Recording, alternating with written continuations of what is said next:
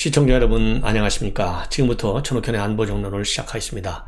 여러분들 잘 아시다시피 이제 월요일날 되면은요, 윤석열 대통령이 이제 수석비서관 회의를 하는데, 오늘 수석비서관 회의에서 지시한 내용 중에 가장 우리 국민들의 실생활에 중요한 영향을 주는 것이 바로 임대차 보호법인 것 같아요.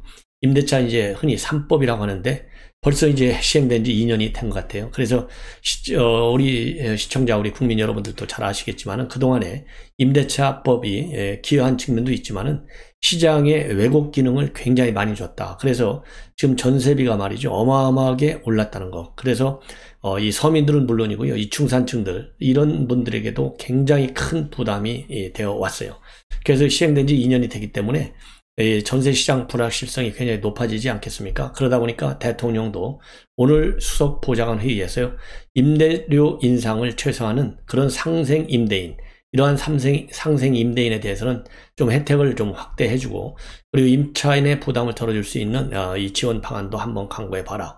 그래서 이 임대차 3법 그 영향을 심층적으로 분석해서 제도 개선 점을 찾아봐라, 이렇게 지시를 했다고 합니다. 이런 지시와 관련해서요, 이 보조적으로 대통령실에서 언론에 밝힌 내용을 보면 임대차 3법 시행 2년이 돼가는데 이런 시기에는 전세시장 불확실성이 상당히 높아질 수 있는 것 아니겠느냐. 그래서 대통령이 지금 나가야 할 방향을 알려준 정도로 보면 될 것 같다. 그리고 관계 부처에서 팔로우를 할 것이고, 임대차 3법이 2년이 되는 시기니까 이 점을 좀 짚어보면 좋겠다는 차원일 것이다. 이러한 입장을 만들어 내놨어요. 왜냐하면 대통령이 임대차 3법 심층 분석해서 제도 개선을 하라, 이 얘기가 또 시장에 또 지나치게 큰 기대를 주면 또 이 전세 시장, 임대차 시장에 또 왜곡 현상이 또 나타날 수 있고, 뭐라 그럴까요? 이 임대차 3법 고친다고 그러니까 이 과거로 돌아가는 그런 임대차 또 이 개선법을, 임대차 개선 방안을 내놓는 거 아니냐. 그래서 이 문재인 정권이 기대한과 달리 오히려 부동산 관련 정책 26번, 7번 고칠 때마다 시장에서요 전혀 받아들이지 않고 오히려 역작용만 컸지 않습니까? 그래서 그러한 역작용을 우려해서 2년이 됐으니까 자연스럽게 한번 짚어보는, 그럼으로써 자연스럽게 팔로우하지 않을 수 없는 상황. 그러니까 2년 시점이 사이클이기 때문에 불가피하게 이런 얘기를 했을 뿐이지, 대대적인 어떤 임대차 3법을 전면적으로 뜯어 고치는 이런 작업에 하라, 이렇게 지시한 것은 아니다. 이런 지금 수준의 이 논평을 하는 것 같아요. 그래서 바로 내일인데 이런 임대차 시장 안정을 위한 보완 대책, 그리고 분양가 상한제 개편 방향, 이런 거를 정부에서 발표할 예정으로 있고요. 그리고 상생 임대인에 대한 혜택 방안도 내일 이 대책에는 포함된다라고 지금 나오고 있어요. 그래서 여러분들 지금 이제 세금 폭탄과 관련해서 윤석열 정부가 이 세금 폭탄을 완화하는 법안을 지금 이제 국회에서 다뤄 나갈 예정으로 있는데, 이거 뭐 수싸움에서 우리가 워낙 밀리다 보니까요, 민주당 협조 없이는 안 돼요. 그런데 민주당에서는 이 세금 폭탄 줄이려고 하는 윤석열 정부의 조세 정책 정면으로 반발하고 나섰습니다. 그런데 임대차 3법도 고치겠다. 그러면요, 이거 법을 뜯어 고쳐야 되거든요. 과연 민주당이 이거에 대해서 협조를 해줄 것이냐? 별로 협조를 안 해줄 것 같아요. 지난 대선 때 워낙 급하니까 자기네가 만들었던 이 악법들 일부 손보겠다 했지만요, 그 역풍을 벗어나지 못해서 대선도 지고 지선도 졌지 않습니까? 아이고, 그러니까 어차피 졌는데 집도끼라도 끌고 가야 되겠지. 그래야 2년 후 총선 좀 보겠지. 총선에서 이길 수 있겠지. 이러한 이 착각에 빠져가지고요, 잘못된 정책을 고치려는 생각을 안 하고 오히려 반발하는 양상을 보이는 이런 민주당의 행태에 관해서 우리 시청자 여러분들과 우리 국민 여러분들께서 지금 민생 경제를 살려야 되는데 말이죠, 반드시 질타의 목소리를 좀 내주십사, 이렇게 부탁 말씀을 좀 드리고 싶어요. 그리고 또 하나 이제 중요한 것 중에 하나가요, 지금 이제 해수부 공무원 월북이냐 아니냐라는 문제를 가지고 지금 야권이 대대적으로 반발하고 있으면서 반발 프레임으로 걸고 나온 것이 신색깔론이에요. 이 신색깔론과 관련해서 윤석열 대통령이 아침에 출근길에 한마디를 했고, 그리고 거기에 이어서 왜냐하면 법과 원칙에 따라 처리하겠다, 이렇게 하다 보니까, 그러면 이 정보 공개, 지금 문재인 정권이 정보 공개하라는 법원의 판결도 무시한 사건들이 굉장히 많아요. 그래서 지금 현재 윤석열 정부는 이러한 문재인 정권의 정보 공개 소송과 관련된 전수조사에 나섰어요. 거기서 이제 적절하게 어떤 수준에서 어떤 현안에 대한 정보를 공개할 것이냐, 이거를 지금 윤석열 정부 대통령실에서 면밀히 검토하고 있다라는 보도까지는 여러분들도 아실 겁니다. 그래서 이 두 가지에 관해서 우선 기본 얘기를 했는데요. 우선 서해 공무원 피살 사건, 이 신색깔른 공세, 이 윤석열 대통령은 과거 중앙지검장이나 아니면 검찰총장 때부터 자유민주주의와 법치라고 하는 헌법 정신에 따라서 정부가 할 일은 해야 된다, 이러한 기본 입장을 가지고 있었다라는 점을 오늘 분명히 밝혀요. 그렇기 때문에 이 서해 공무원 피살 사건도 관련해서 헌법 정신에 따라서, 이 헌법 정신이 뭡니까? 이 법과 원칙이잖아요. 법과 원칙에 따라서 공정하게 처리하겠다라는 이 입장을 분명히 밝혔습니다. 그래서 이 법과 원칙에 따른다라는 얘기는요, 지금 현재 이 유족들도 대대적인 지금 법률 공세를 지금 할 준비를 단단히 하고 있잖아요. 그래서 오늘 또 문재인 대통령이 잘못을 시인하지 않으면 고발하겠다, 고소하겠다. 그리고 안보실장을 비롯한 또 해경 관련인들, 그리고 당시에 이 월북했다라고 하는 그러한 단정적 결론을 내도록 압박을 가한 민정수석실의 김정호 비서관, 서훈안보실장, 문재인 대통령, 그리고 보고라인, 그 다음에 결재라에 있는 책임자들 전부 다 법적 책임을 지겠다, 법적 소송을 취하겠다, 이러한 입장을 내놓고 있어요. 그래서 이러한 이 유가족들의 입장이 뭡니까? 결국은 법과 원칙에 따라서 잘잘못을 가려내겠다. 거기에 책임 있는 인물들은 법적 책임을 져라. 이게 유족들의 기본 입장이지 않습니까? 누구든지 마찬가지죠. 우리 국민도 그거를 지금 바라고 있는 건 아니겠어요? 그와 마찬가지로 이 정보 공개와 관련된 사건에 있어서도 마찬가지다. 법과 원칙에 따라야 되겠죠. 그래서 이 정보 공개를 이제 거부했던 이런 자료들 공개할 필요성이 있느냐, 이렇게 지금 질문이 됐어요. 그러면 이 거부했던 정보 자료 중에 최근에 말이죠, 정권을 내놓기 직전에 문제가 됐던 것이 지금도 문제가 되고 있는 게 바로 이 해수부 공무원 피살 사건과 관련된 정보예요. 그래서 이 정보는 공개하겠다라는 입장을 내놓은 것이고, 또 하나 문재인 정권이 정권을 내놓으면서 마지막 단계에서 거부했던 정보가 뭐냐, 바로 김정숙 여사의 특활비 사용 의혹이에요. 그래서 문재인 대통령과 그 다음에 김정숙 여사가 쓴 특활비, 김정숙 여사가 쓴 특활비 중에서 옷값과 관련된 거, 이거 공개하라, 이렇게 1심에서 판결을 했는데요. 이게 국가안보상의 이유로 공개할 수 없다, 이렇게 해서 공개를 거부했어요. 이 두 가지가 가장 핵심적인 지금 사안이 되고 있다, 저는 그렇게 판단해요. 그래서 윤석열 대통령이 이러한 질문에 대해서 뭐라고 대답했냐면요, 국민보호가 국가의 첫째 임무인데 그 부분에 대해서 국민이 의문을 가지고 있는 게 있으면 거기에 대해서 소극적 입장을 보이는 것은 문제가 있지 않느냐, 그 부분을 잘 검토해 보겠다, 이렇게 돼 있거든요. 여기에서 국민보호라고 돼 있잖아요. 이 국민보호라고 하는 개념은 바로 조금 전에 제가 말씀드린 대로 이 해수부 공무원의 이 피살과 관련해서 과연 국민을 보호했느냐, 김정은이를 보호했지 우리 국민 이대준 씨를 보호한 게 있습니까? 전혀 보호를 안 했잖아요. 그러다 보니까 유가족도 전혀 보호를 안 했잖아요. 아들한테 제대로 진상을 알려주겠다 했는데 이 그 어린 고3짜리 아들한테까지 문재인 대통령이 거짓말 했잖아요. 이거는 국민 보호가 아니죠. 정반대죠. 예. 그래서 이 월북 공작 사건에 대해서 이 국민 보호 차원에서 문재인 정권이 하나도 한 게 없지 않느냐, 이거를 갖다가 제대로 국민 보호 차원에서 공개해야 되는 것 아니겠느냐, 이러한 입장을 저는 밝힌 것으로 해석이 되고요. 또 하나 마지막으로 이제 문재인 대통령의 특활비 의혹, 이것도 왜냐하면 특활비가 어디서 나왔어요? 돈이 출처, 정부 예산인데 이 예산이 어디서 나왔냐? 바로 우리 국민 세금에서 나왔어요. 국민 세금은 왜 내는 겁니까? 국가의 의무를 다하는데 집행하라, 이게 아니에요. 근데 국가 의무 중에 상당 부분은 대통령 의무와 동일시 되는 게 있어요. 세금을 적절하게 써야 될 거 아니겠어요? 적법하게. 그러면 특활비도 적법하게 써야 세금을 낸 우리 국민의 말하자면 보호하는 거나 마찬가지예요. 그렇잖아요. 그렇기 때문에 이 국민 보호의 의미에는 직접적으로는 이번에 해수공무원 국민 보호 못해, 국민 생명 보호 못한 것이고, 그 다음에 또 다른 이 국민 보호 측면에서 본다면 국민의 세금을 적절하게 쓰지 않았을 가능성이 있다라고 하는 특활비, 문재인 대통령에 대한 특활비, 그 다음에 이 김정숙 여사에 대한 옷값, 이것도 세금을 적절하게 집행하지 않았다. 그러면 재산 보호를 제대로 못한 거잖아요. 국민의 생명과 재산을 보호하는 것이 대통령의 직무 중에 가장 중요한 직무예요. 그래서 꼭 보호라고 하는 것이 생명에만 한계가 되어지는 것이 아니다. 국민 재산 보호도 국민 보호예요. 국민의 생명과 재산 보호.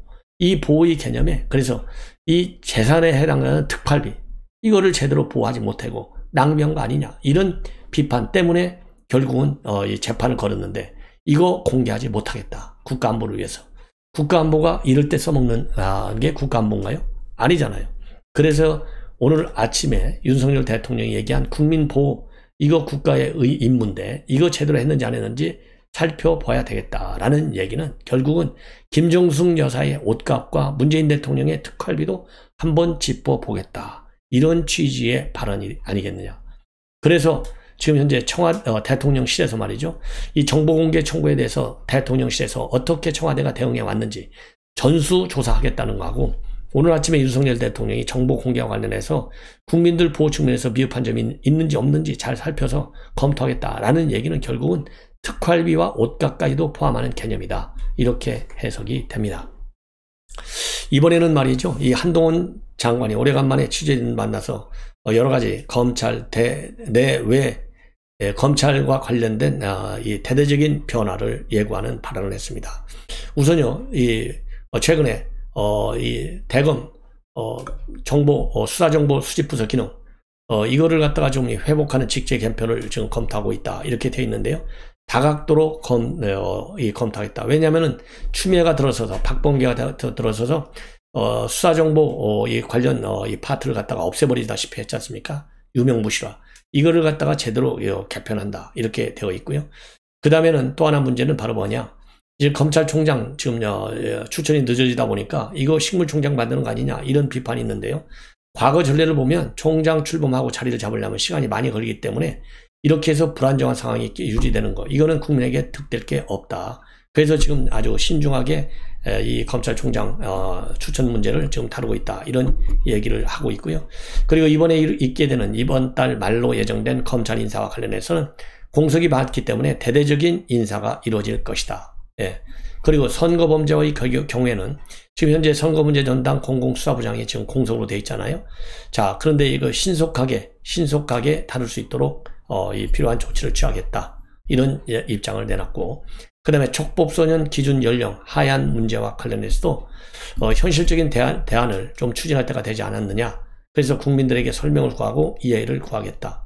그리고 서해공무원 피살 사건과 관련해서도요, 검찰에 고발되면 직접 수사 여부는 신중히 판결 내리겠다. 그리고 인혁단 사건과 관련해서 이창복 씨가 국가배상금 반환하는 데 있어서 이자까지 반환해야 되느냐 안 해야 되느냐, 이 부분에 대해서는요, 이자는 반납하지 말고 원금만 반납하는 게 좋겠다. 그래서 법원의 화해 결정을 받아들였어요. 이 부분에 대해서도 이 한 장관은요, 결과적으로 해당 국민에게 불합리한 결과가 생겼기 때문에 법 기술적으로 보면 국가가 다 받아갈 수는 있지만 국가가 잘못한 것에 대해 배상한다는 취지나 개별 국민이 처한 상황을 감안해서 공정하지 않다고 판단했다. 그래서요, 지금 이제 인혁당 피해자 이창봉 씨 이자를 면제해주는 그런 조치를 예외적으로 취한 거, 법원의 화해 이 권고를 받아들인 그 취지를 설명하고 있습니다. 그리고 이번에는요, 이제는 이재용 지금 삼성전자 부회장이 최근에 말이죠, 지난 18일 날 이제 귀국을 했어요. 한 2주 정도 유럽 출장을 갔다가 오면서 일성이 뭐였습니까?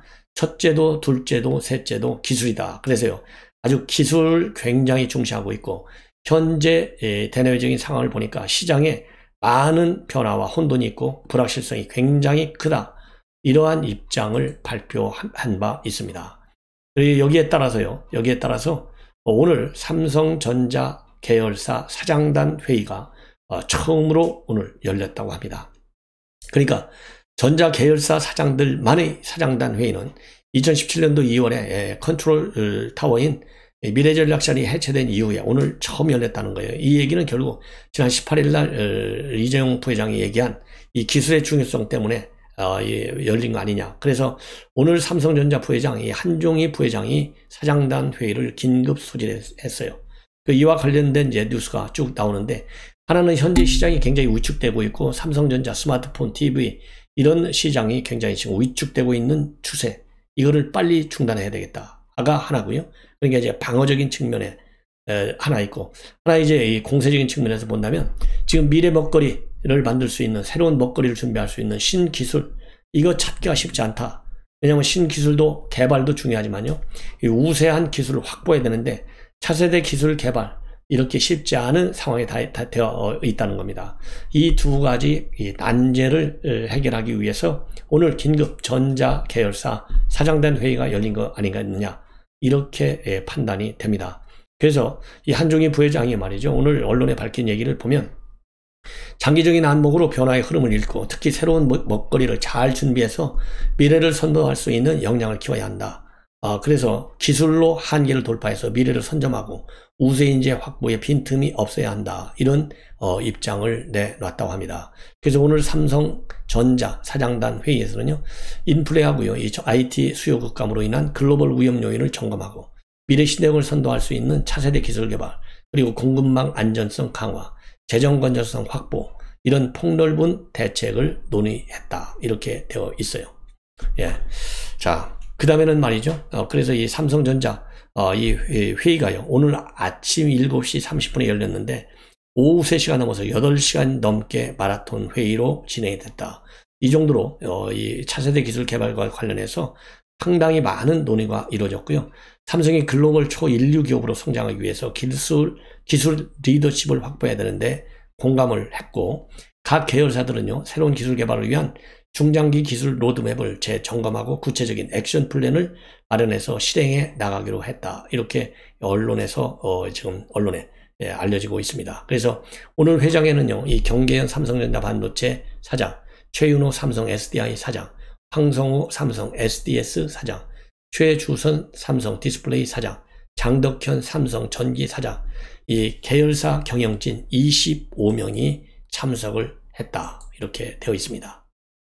자, 이번에는 말이죠, 이번에는 이 채널A 사건 수사팀이 이 박은정에게 속아 넘어갔다. 이런 보도가요, 문화일보 단독 보도를 통해서 최초로 지금 보도가 되고 있어요. 이 얘기는 뭐냐, 박은정 하면요, 윤석열 당시 총장 징계의 추미애 하명을 받은 최일선의 측근이에요. 그래서 박은정이가 윤석열 총장 징계 감찰하는 데 쓰려고 이 채널A 수사팀한테 요청한 게 뭐냐, 한동훈 검사장의 통화 내역을 요청했다고 합니다. 그런데 한동훈 검사장이 말하자면 김건희 여사, 그 다음에 윤석열 당시 총장, 이런 분들하고 통화한 내용을 채널A 수사팀한테 달라고 했다고 해요. 그래서 채널A 수사팀이 줬을 거 아니겠어요? 그런데 나중에 보니까 이 한동훈 당시 검사장이 뭐에 걸려 있어요? 채널A 사건에 걸려 있잖아요. 그래서 채널A 사건을 수사하는데 이 통화 내역을 썼어야 되는데 거기에 쓰지 않고 어디에 썼느냐? 윤석열 징계에 쓴 거예요. 이거를 갖다가 추미애가 또 자기 SNS에 올려서 논란이 야기되고 있고, SNS에 올리니까 한동훈 당시 검사장이 열받아갖고, 아 그래, 법적 책임을 지겠어, 빨리 삭제해. 그러니까 추미애가 놀래가지고 삭제한 적이 있지 않습니까? 이 자료를 갖다가 한동훈 유무죄를 입증하는데, 수사하는데 쓰지 않고 윤석열 당시 총장 징계에 써먹었어요. 엉뚱한 데 썼다 이거죠. 그래서 이 내용이 지금 문화일보 단독 보도로 나오고 있어요. 자, 그래가지고요, 그래서 지금 최근에 말이죠, 이 문제와 관련해서 지금 서울고검에서 재수사 명령을 내린 바 있어요. 이 내용을 자세하게 말씀을 드리면, 채널A 그 수사팀이요, 박은정한테 속아서 통신자료를 제공했다, 이런 취지로 중앙지검에 의견서를 낸 것으로 지금 확인이 되고 있어요. 그것도 중앙지검 민원실에다가 냈어요. 이 사건이 바로 서울고검에서 재기수사 명령을 내린 결정적 원인이 이 채널A 사건 수사팀이 박은정한테 속아서 자료를 잘못 줬습니다, 이렇게 의견서를 수사팀한테 보낸 거예요. 어느 수사팀이냐? 채널A 수사팀은요, 이 변필건 형사 1부장이 이끄는 형사 1부가 수사팀이에요. 그래서 이 박은정 담당관이 당시 수사팀을 속이고 한동훈 장관의 통신자료를 가져갔다, 이런 취지의 의견서를 중앙지검은 같은 청에 있는 형사 3부에 제출했습니다. 이 의견서에는요, 박은정 담당관이 통화 기록을 가져가기 위해서 수사팀에 보낸 공문 등을 확인해달라, 이런 내용이 적혀 있고, 또 이례적으로 자료 제출 요청 형식이 아닌 서울중앙지검 민원실을 통해서 접수한 것으로 그렇게 알려지고 있어요. 그럼 형사 일부 수사팀이 민원실에 왜 접수를 했느냐? 당시 형사 3부에서 무슨 사건을 맡고 있었냐면은 이성윤하고요, 지금 박은정에 대한 통비법 위반 혐의 사건을 수사하고 있었어요. 이 사건이 지지부진해. 예. 그러니까 당시 윤석열 총장 징계가 진행되던 시기였었는데, 그때 한변에서 말이죠, 2020년 12월입니다. 박은정 담당관이 한 장관 감찰에 사용하겠다면서 통화 기록을 가져갔는데 실제로는 윤 총장 감찰에 사용했다. 그래서 이성윤과 박은정이를 한변에서 작년 2020년 12월에 고발을 했어요. 현행 통비법에서는요, 통화 기록과 관련된 범죄를 수사하거나 해당 범죄로 인한 징계 절차에 상응하는 경우는 엄격하게 그런 경우로만 엄격히 통신 자료는 제한이 되어 있어요. 그런데 한동훈 검사장한테 이 자료를 써먹은 게 아니라 윤 총장한테 써먹었어요. 아시다시피 윤 총장은 채널A 사건의 피의자가 아니에요. 피의자가 누구예요? 이동재 기자하고 채널A 한동훈 검사장이었지 않습니까? 그래서 이게 문제가 돼가지고 이 한변에서 수사를 요청했는데, 이거와 관련해서요, 이거 무혐의 처분을 해버렸어요. 무혐의 처분.